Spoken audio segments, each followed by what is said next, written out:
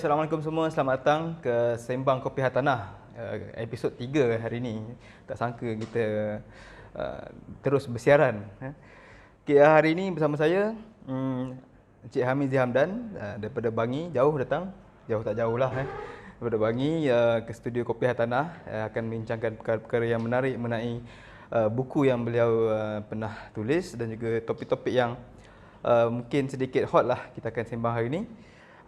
Terlebih dulu, boleh tak Encik Hamizi introduce lah sedikit sebanyak tentang diri.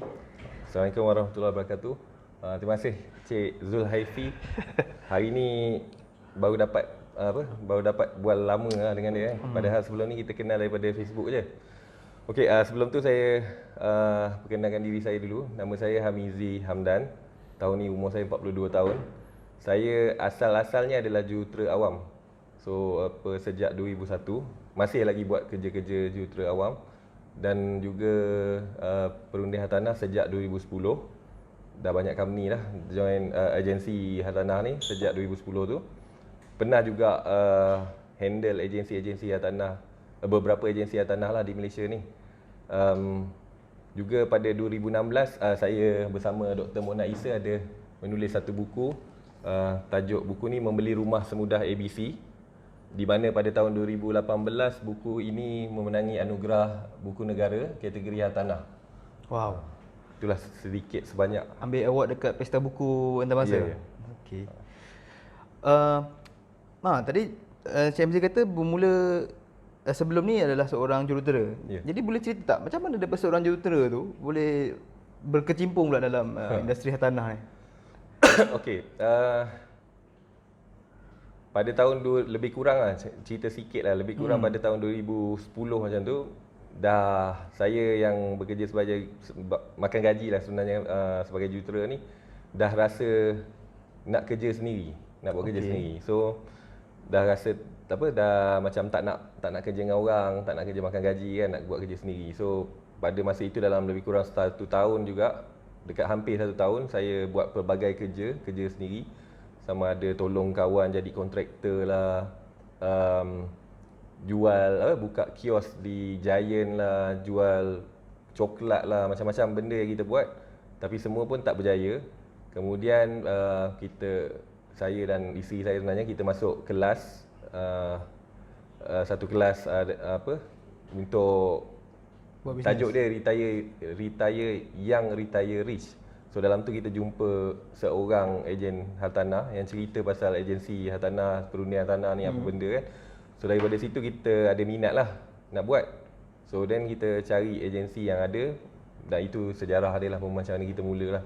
So setelah semua bisnes kita buat tak boleh pergi, tak berjaya, fail lah sebenarnya kan. So barulah terjumpa kejayaan hartanah ni, dan dari situlah kita mula. Okay, dah 10 tahun lepas lah tu Lebih kurang 10 tahun. 2010 sampai hari ni. Wah. Bukan calang-calang orang lah kata boleh duduk satu industri tu 10 tahun tu kira hebat lah. Tak hebat mana, tapi okey lah, insyaAllah. Okey lah, insyaAllah.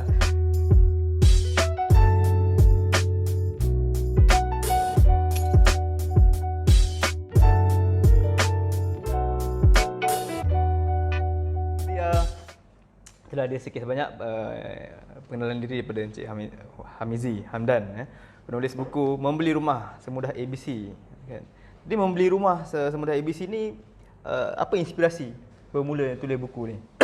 Okey, sejarah tulis buku ni sebenarnya saya memang ada blog sendiri. Blog saya hamizihamdan.blogspot.com. Dekat situ saya tulis lah apa saya nak tulis pasal hartanah ni. Saya tulis tips, saya tulis komen-komen terhadap apa-apa perkara yang kita dengar dalam industri hartanah ni. So pada satu hari tu saya diperkenal oleh kawan dengan SR Dr. Mona Isa, salah seorang lecturer di UiTM.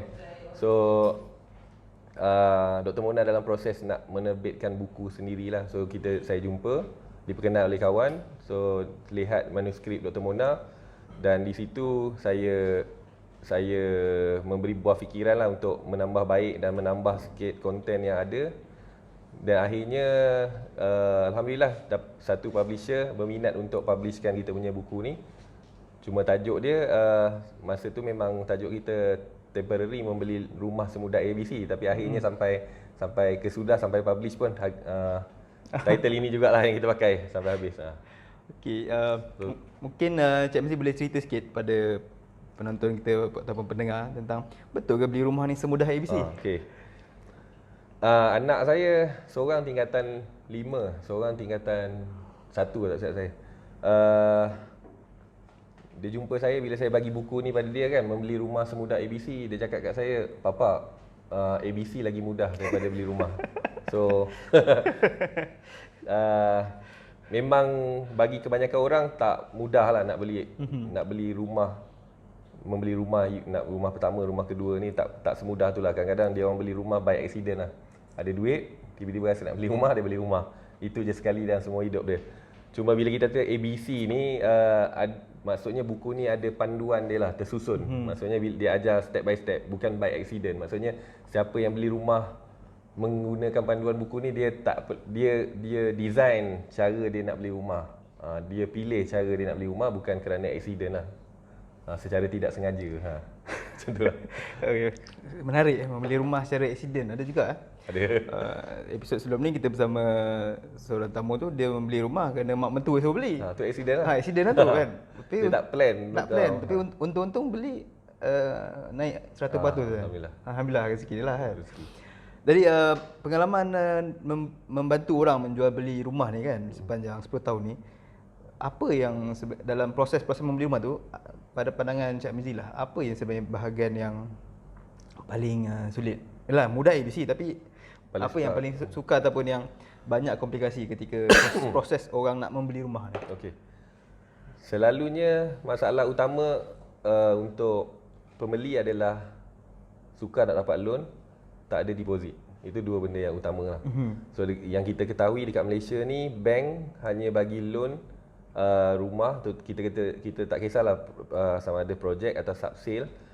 Sebenarnya bank memberi pinjaman 90% daripada harga jualan atau harga belian. Kalau pembeli yang beli, harga belian ataupun harga pasaran yang mana satu rendah.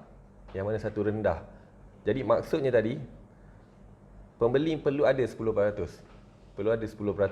So ini masalah bagi kebanyakan orang, dan semakin teruk saban tahun adalah untuk mengadakan 10% ni yang tidak di-cover oleh pinjaman bank. Keduanya, itu belum lagi kos-kos sampingan macam legal fees, MOT dan sebagainya yang selalu terlepas pandang, yang boleh dianggarkan dalam lingkungan 3% ke 5%, boleh jadi sampai ke 5%. So hampir 15% kena ada cash. Banyak tu. Itu ada masalah pada kebanyakan orang. Kedua adalah masalah mendapatkan pinjaman sendiri. Tadi kita kata bukan ada orang yang reject terus dapat loan. Maksudnya bila apply loan di reject terus oleh bank. Tapi kebanyakan juga kes adalah dia tidak mendapat loan maksima. Maksudnya kalau 90% adalah maksima yang bank mampu berikan kepada mereka tidak layak untuk dapat 90%. Mereka hanya layak dapat 85, 80, 75, 70. Yang ini pun dikategorikan tidak dapat loan atau di reject loan bagi kebanyakan orang lah. Sebenarnya tidak reject. Sebenarnya dia masih dapat loan tapi dia kena ada lebih banyak duit. Jumlah dia tu tak dapat Cover lagi. maksimum lah. Yes. Dia maksudnya instead of dia kena ada 10%, sekarang dia kena 20% atau 30% yang bank tak cover tadi. Jadi chances untuk dia orang dapat loan semakin rendah sekarang lah. Cuma berita baik semalam ini adalah kali kedua dalam tempoh yang terdekat kan, Bank Negara kurangkan OPR, maksudnya bank akan ambil pendekatan menurunkan kadar faedah pinjaman. So mampulah sedikit untuk mengurangkan stres dekat pengiraan debt service ratio DSR. Wah. Boleh tak terangkan bagi penonton kita yang mungkin clueless, apa tu OPR, apa impact dia terhadap pinjaman rumah? Okey, sebenarnya bila Bank Negara mengumumkan OPR turun, itu menunjukkan ekonomi tak berapa baik. Okey. Jadi dia nak menggalakkan Realistik lah kan? untuk menggalakkan Pinjaman. bukan saja pinjaman, untuk menggalakkan urus niaga, menggalakkan perniagaan bergerak, membantu peniaga dan usahawan kan. Jadi interest ni bila dikurang, maksudnya orang yang meminjam loan akan kurang interest, orang yang menyimpan juga akan kurang interest. Jadi kepada orang yang menyimpan pada keadaan sekarang, maksudnya tadi bank negara atau bank tidak menggalakkan menyimpan. Suruh belanja lah dia tu. suruh belanja. Kan? Dia Belanja suruh belanja. kawan-kawan Ekonomi tak baik, jadi you kena belanja. Ada duit lebih tu, jangan duit simpan dalam bank, belanja kawan-kawan. Duit kena berputar dalam ekonomi lah. Jadi itu tujuan dia. Jadi dalam kes ini, untuk orang yang menyimpan agak rugi pasal interest dia rendah, pulangan dia rendah. Tapi kepada orang yang meminjam, untung. Dan bagi orang yang berniaga, kita tak cerita lagi peminjam ni lagi lah. Kita kata orang berniaga, maksudnya tadi dia boleh kurang servis nilai servis loan dia, interest loan yang dikenakan tu agak rendah sikit berbanding sebelum ini. Jadi duit yang ekstra tu yang dia dapat saving tu tadi bolehlah diguna untuk bisnes dia. Itu tujuan dia. Untuk pembeli pula, oleh kerana dia efek juga pada loan, jadi pembeli rumah sekarang ni, katalah dulu susah sangat dia nak dapat loan. Mungkin sebulan yang lepas dia susah nak dapat loan kerana kurang 25 poin ni, mungkin ada peluang lagi untuk dia mendapatkan loan setinggi Sebab dari segi DSR tu, maksudnya installment tu menurun. Ya, maksudnya dari segi DSR ni, debt service ratio, dalam bahasa Melayu kita boleh kata macam mana, adakah keboleh sama ada dia kadar antara pinjaman dan juga pendapatan. Maksudnya baki wang yang dia boleh buat untuk loan baru. Okay, nak bahasa mudah dia lah, dia ada banyak terma dia. Maksudnya berapa baki duit yang dia boleh gunakan untuk servis loan baru, rumah baru kan. So kalau dulu kita katalah 25 poin ni apa implication? Kadang-kadang orang tanya 25 poin ni besar ke dia punya implication?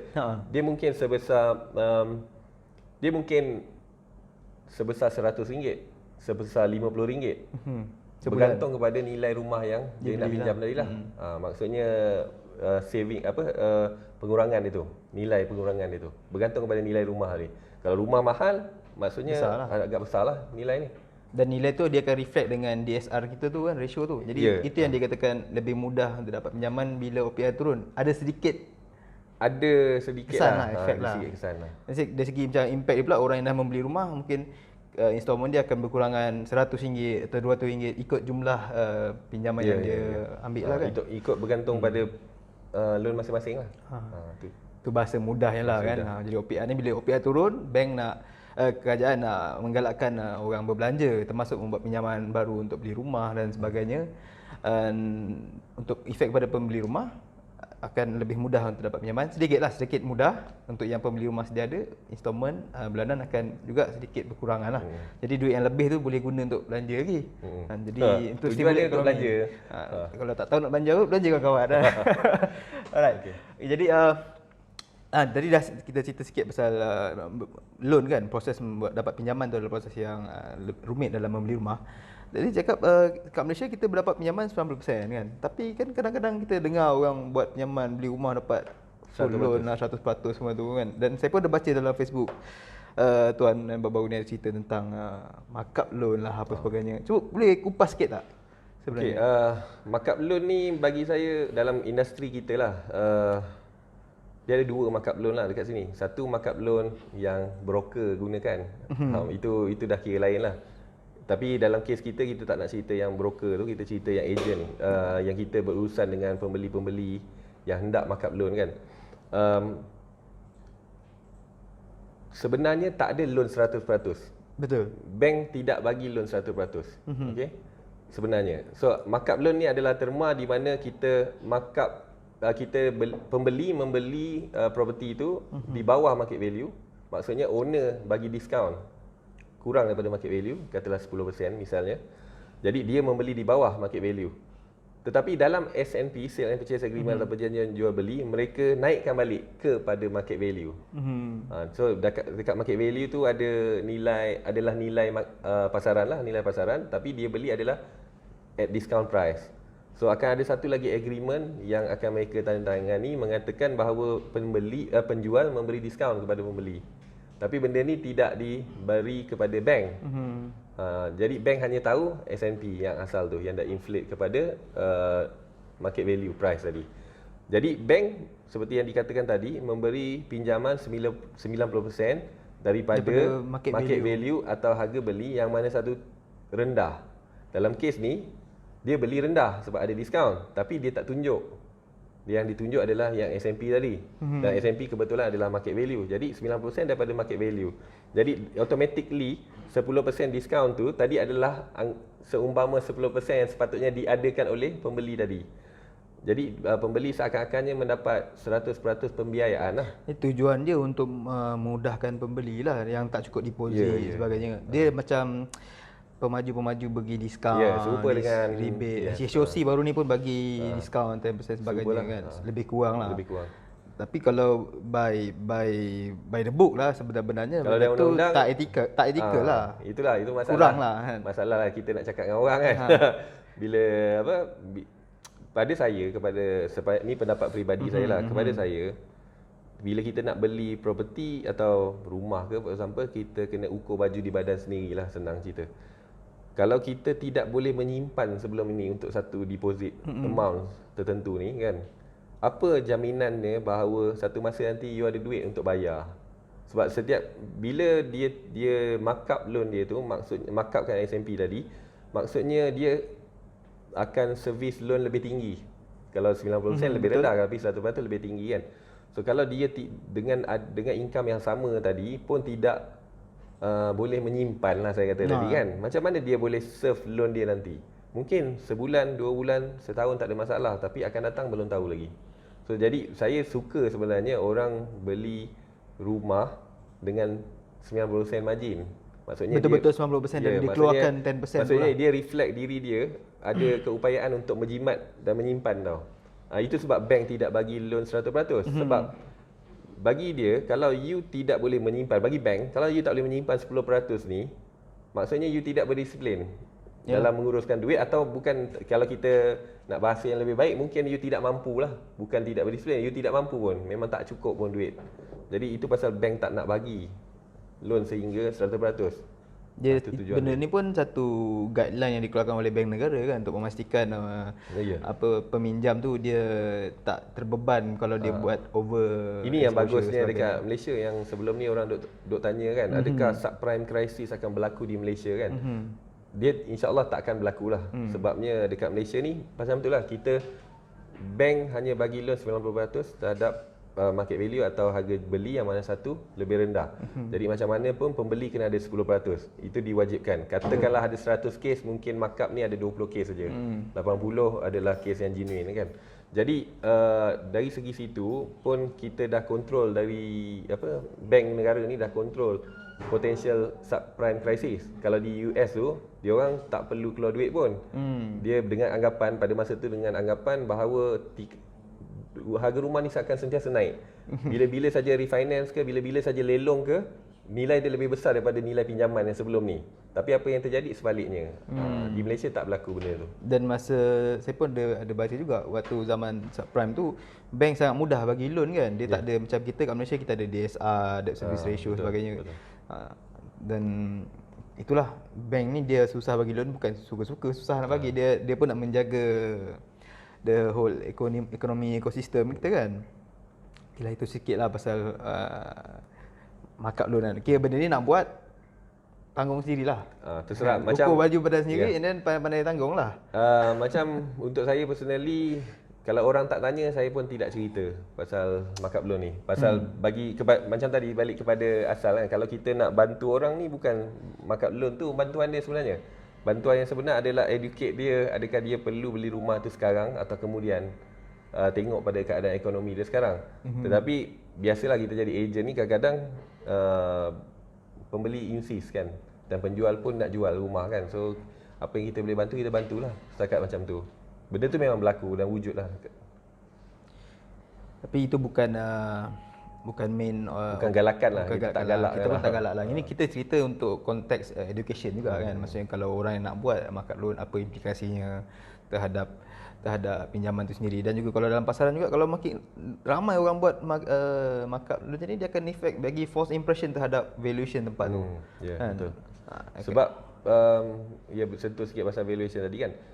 Ada pernah beberapa tahun lepas ada orang kata harga rumah akan jatuh satu hari nanti. Tapi ramai orang tak percaya. Apa yang berlaku sekarang sejak beberapa tahun yang lepas ni, memang certain segmen pasaran ni, property ni memang ada yang jatuh. Ada yang jatuh. Kalau you nak kata market value jatuh saya atau tidak tu, saya terserah pada masing-masing. Tapi apa yang kita lihat, kadang-kadang kita dapat value, market value tu kita dapat daripada penilai, tetapi tiada orang mahu beli dengan harga itu. So bagi saya itu harga jatuh lah. Maksudnya you kena jual below harga yang dikatakan tadi kan. So apabila you jual harga rendah daripada harga yang dikatakan tadi, maksudnya harga rumah jatuh lah, seumpama itu. Tapi ramai orang dia akan menggunakan semua frasa-frasa teknikal yang menafikan bahawa benda tu harga rumah tak jatuh. So terpulang. Tapi akhirnya kalau semua markup ni berlaku, bila kita tengok transaksi, bila kita tengok, sebab dia akan pakai harga S&P kan, markup adalah harga S&P. So kita akan lihat dalam data, sentiasa harga tu maintain, tak pernah jatuh. Sedangkan harga dah jatuh. Sedangkan dekat luar sana rupanya semua kes tu adalah markup, atau majority kes tu adalah ataupun markup. last 3 transaction tu markup dan dia dah kacau dah. Sebenarnya dia the real value dah menurun kan. Ya. Oh, itulah dia. Okey, Cik Amzi, sekarang baru-baru ni saya nampak ialah dengan keadaan suasana landscape politik di Malaysia ni kan, saya nampak tuan pun aktif memberikan komen-komen berbau politik kan. Tapi kita bukan nak bersembang pasal politik, tapi mungkin kalau Cik Amzi boleh sentuh sedikit bagaimana perubahan dalam landscape politik mempengaruhi hartanah masa kini menurut pendapat Cik Mizi lah. Okey, tak kita kena cerita pasal ekonomi jugalah. Kita tak boleh jangka kerajaan baru nak buat apa, tapi yang kerajaan yang lepas tu kita boleh lihat lah. Apa saja pengumuman yang dibuat sebelum ni, kita lihat seperti banyak membantu pemaju. Menghabiskan stok rumah yang tidak terjual, yang sebenarnya tidak memenuhi demand yang sebenar. Maksudnya rakyat ataupun pengguna ni nak rumah jenis lain tapi diberi rumah yang lain. Maksudnya penyakit yang cari sendirilah orang kata kan. So nampak macam kerajaan lebih membantu pemaju daripada menyelesaikan masalah sebenar. Saya berpendapat demikian, dan saya lihat langkah-langkah yang dibuat kemudian seperti menurunkan had ceiling untuk pembeli foreigner kan, yang bukan warga negara tu, pun adalah langkah-langkah membantu pemaju. Cuma dia ada katalah, dia ada qualify yang bahawa ini untuk stok yang sedia ada, bukannya untuk yang baru. Tapi yang saya selalu nak bangkitkan selalu adalah bagaimana cara kerajaan menangani nafsu pemaju ni, nak buat rumah yang sentiasa yang mahal saja, kerana lebih banyak untung lah, marginnya lebih besar. Tidak nampak, bagi saya personally, saya tak nampak cara yang kerajaan buat lah, yang kerajaan terdahulu buat. Jadi tapi kita fahamlah juga kenapa dia bantu pemaju, kerana construction atau sektor pembinaan adalah sektor yang memberi multiply effect. Jadi ada banyak sektor lain akan terjejas jika construction terjejas. Itu yang berlaku setahun 2 tahun ni, kita nampak lembab sikit kan pasal construction terjejas. Jadi dia perlu buat begitu. Tapi seperti yang kalau pakai ekonomi, dia selalu cakap macam ni, apa saja masalah yang berlaku sekarang, kita buat satu penyelesaian kita akan menimbulkan masalah baru di masa akan datang. Apa saja krisis ekonomi yang berlaku adalah akibat perbuatan dulu. Mungkin dulu kita memperbaiki satu krisis lain, tapi dia akan mendatangkan krisis yang baru. Ini memang berlaku, memang sentiasa. Jadi saya haraplah kerajaan baru ni ambil inisiatif yang lebih lah. Tak bolehlah asyik sentiasa nak kata rumah di Malaysia sentiasa murah. Bank negara pun dah keluarkan statement mengatakan bahawa rumah kita mahal kan. So kenapa kerajaan nak kata rumah masih murah? Kenapa Reda masih nak kata rumah masih murah kan? Dan siapa-siapa sajalah yang nak kata rumah masih murah. Relatively kalau you compare dengan negara luar memang murah. Tapi kalau you compare dengan pendapatan kita dekat Malaysia ni, adakah murah? Kan? Itu yang kita argue. Dan saya rasa kan kerajaan atau menteri tidak patut selalu kelihatan dengan orang-orang yang berkepentingan seperti pemaju di sana sini ya. Jadi bila saya nampak tu saya rasa tak boleh percaya lah. Macam itulah. Kerja dululah, Dululah kan. So Yalah, harapnya macam itulah. Kalau ikut Bank Negara pun buat data statistik, actually rumah yang mampu milik kat Malaysia ni 300,000 ke bawah kan. Yang menurut median income lah, median household income 5,000, rumahnya yang mampu milik adalah 280,000 kan. Tapi banyak rumah yang dibuat semua banyak yang 500,000 ke atas, 1 bila million kita ke kata atas. cerita pasal ni kan, yang selalu saya bagi saya selalu saya dengar pada Reda, kalau you perasan Reda akan announce pada hujung-hujung tahun, nak dekat hujung tahun, dia akan kata tahun depan barang naik, tahun depan labor kurang, semua akan menaikkan kos. Bagi saya ini tak betul. Sebenarnya harga rumah bukan disebabkan kos semata-mata. Harga rumah naik disebabkan jiran-jiran subsale dia. Jiran-jiran subsale dia. Maksudnya harga jiran-jiran subsale tu menentukan harga undercon tu berapa yang developer nak jual. Dia memang ada kos, berapa kos membina satu biji rumah tu dia memang ada, atau berapa satu taman tu dia ada kos dia. Dan dia tahu berapa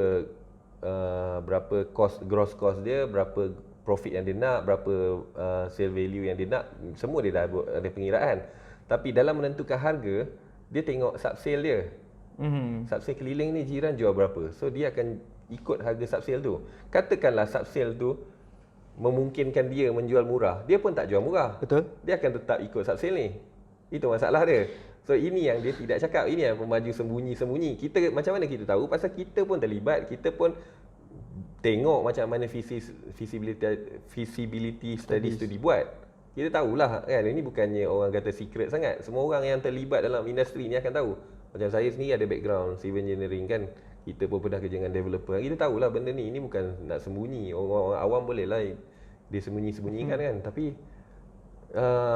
Tapi benda-benda macam ni lah, pengumuman-pengumuman yang bagi saya Klise lah, alasan klise harga rumah mahal lah. Hanya nak create satu artificial demand, buat orang kelang kabut pergi beli kan. Itu yang masalah dia.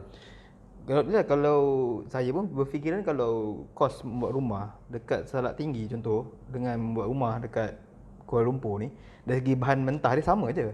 Mungkin yang beza dekat tanah lah. Tapi setengah pemaju tanah tu pula dia dah simpan dah berpuluh-puluh tahun kan. Jadi sebab dia tidak kira harga masa dia beli, dia akan evaluate dalam feasibility studies dia harga tanah value semasa pada lah. harga sekarang. Saya tak kata tu salah, betul lah tu. You akan plug in semua kos pada keadaan semasa.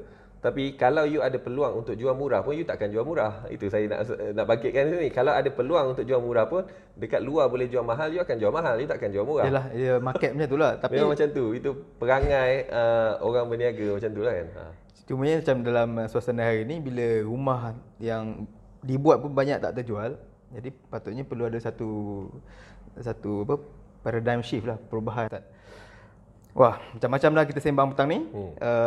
Dari pengalaman dalam menulis buku, pengalaman dalam menjadi ejen, masalah-masalah yang dihadapi oleh pembeli termasuk pasal pinjaman, kita dah sembang pasal OPR, dan tersentuh sikit pasal politik ataupun polisi-polisi kerajaan dan impak terhadap market pasaran hartanah kan. Jadi untuk penutup, mungkin Cik Mizi ada beberapa perkara yang boleh bagi cadangan ke kepada cadangan. Mungkin kita punya menteri baru tengok kan YouTube kita, mungkin ada apa yang boleh dibuat untuk baiki pasaran hartanah. Dan mungkin yang kedua adalah tips kepada bakal-bakal pembeli hartanah. Okey, untuk untuk Kementerian Perumahan kan, dia memang sebagai kerajaan dia melihat kepada kepentingan rumah mampu milik. Jadi saya harap kerajaan baru kalau boleh kita buat standard lah. Maksudnya sekarang ni kita ada macam-macam standard. Kita ada kerajaan negeri punya standard rumah mampu milik. Kita ada rumah web punya standard rumah mampu milik. Prima punya standard rumah mampu milik. Dan dia punya takrifan mampu milik dia pun berbeza-beza kan. So apa kata buat satu badan satu saja yang mengawasi dia. Kalau KPKT lah kan. Standard kan semua benda ni. Semuanya sama, takrifan sama, execution dia lebih kurang sama kan. Jadi tak ada lah orang kata, jadi kita boleh selesaikan benda ni lebih orang kata secara menyeluruh lah. Ini kalau pergi negeri lain dah lain pula dia punya standard. Negeri Selangor lain, KL lain kan. Jadi dah kita tak dapat selesaikan sekali arung. Maksudnya kerajaan negeri pun kena bekerjasama lah dengan federal sebab tanah adalah dalam bidang kuasa kerajaan negeri kan. Kedua untuk pembeli pula untuk pembeli rumah pertama lah, bakal pembeli kan, rumah. bakal pembeli rumah pertama kan. Saya rasa ini opinion saya, ramai orang tak berapa setuju. Pada pendapat saya, jikalau tidak mampu untuk membeli, sewa dulu. Terutama yang generasi muda kan. Memang sekarang dia orang kata generasi muda ni mungkin tak minat lagi nak membeli, tak minat nak beli rumah, tak beli nak beli kereta, dia nak bebas daripada pinjaman lah senang cerita. Tapi jikalau ada keinginan untuk membeli rumah, saya suka mencadangkan lebih baik mereka menyewa dahulu. Menyewa ni ada banyak kelebihan dia. Kelebihan dari segi entry cost, maksudnya depositnya lebih rendah daripada membeli rumah. Kedua, mobility, maksudnya bila-bila masa ada masalah, kena tukar kerja, anak mungkin yang keluarga kecil, anak mungkin tak ada orang jaga kawasan tu kan, atau environment tak berapa digemari kan, senang nak pindah. Tapi kalau rumah kita dah beli, kemudian kita tak seronok nak tinggal atau apa-apa sebab, nak dispose bukan mudah lah. Bukan mudah. Kemudian kena anggap juga hartanah atau rumah ni adalah tidak mudah dicairkan, tidak mudah untuk dijual, bukan senang. Jangan anggap rumah macam hari ni rasa saya nak jual, sebulan lagi dah terjual. Sebulan lagi nak dapat duit, tak. Syok kan kalau yang tu. Paling cepat 3-4 bulan. Setahun pun ada. So kalau jumpa saya senang, saya cerita saya cerita real punya. Saya takkan cerita yang seronok je. Saya akan cerita yang sedih sekali kan. Jadi mungkin ramai orang tak cerita yang sedih kan. Nak dispose rumah bukan senang. Paling cepat 3-4 bulan. Itu kalau dah start dapat buyer. Kalau tak dapat buyer, nak iklan dulu. Nak bagi orang tahu kan. Jadi membeli rumah memerlukan orang kata kajian, penelitian terhadap keuangan sendiri, terhadap keperluan pada masa itu, ataupun juga kalau you rasa ada future, you mungkin ada potensi untuk berpindah randah kan. Itu pun semua kena consider. Setiap orang perlu consider perkara-perkara yang tersendiri, tak sama dengan orang lain. Jadi kalau orang jangan ikut-ikut, orang beli dia pun nak beli. Kadang-kadang saya jumpa orang yang kelam kabut nak beli ni, beli meminjam. Saya jumpa dan kalau saya akan menasihatkan jangan beli dulu. Macam itulah. Itu contohlah yang saya boleh ingat setakat ni lah. Yang pertama jangan terburu-buru lah kan, buat perancangan. Kemudian macam tadi cakap, ukurlah pada badan sendiri lah kan. Kalau boleh menyewa dulu. Kemudian jangan ikut-ikut lah kan. Kalau mungkin ada orang dia mampu beli pada awal usia kerana keadaan dia ketika itu sebagainya, dan setiap orang ada perjalanan yang berbeza-beza. Jangan kerana rumah kita jadi stres. Perlu memiliki rumah tapi hidup dengan stres. Betul. Itu tak perlulah. Saya pun bersetuju dengan pendapat tu, untuk especially untuk generasi muda kan hari ni. Kadang-kadang diorang ni bukan tak nak beli rumah, tapi pilihan rumah yang ada dalam kemampuan tu tak ada. Tak banyak dalam pasaran kan. Jadi saya pun selalu cakap, sehingga ada rumah yang mampu untuk dibeli yang sesuai, sewa dulu. Kan? Sama ada rumah tu wujud dulu ataupun kemampuan kita naik dulu. Jadi terima kasih banyak Encik Amizi kerana sudi meluangkan masa bersama saya di Kopi Hartanah. Terima kasih. Jadi siapa yang berminat untuk terus berinteraksi dengan Encik Amizi boleh cari beliau lah di Facebook Amizi Hamdan, ataupun page saya pun hamizihamdan.com. Tengok ada rupa ni, itulah dia. Terima kasih banyak. Assalamualaikum warahmatullahi wabarakatuh.